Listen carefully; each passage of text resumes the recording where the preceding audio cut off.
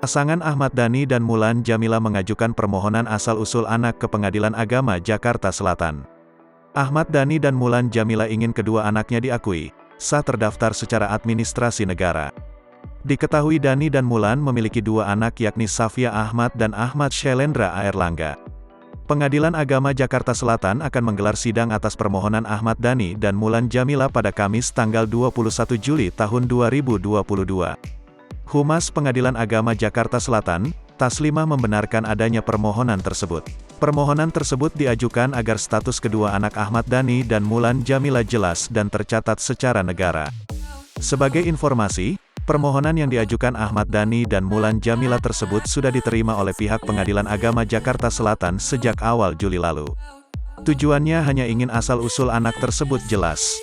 Pasalnya pernikahan Ahmad Dhani dan Mulan Jameela belum tercatat secara negara. 13 tahun menikah dengan Mulan Jameela, rumah tangga Ahmad Dhani terlihat tidak ada masalah.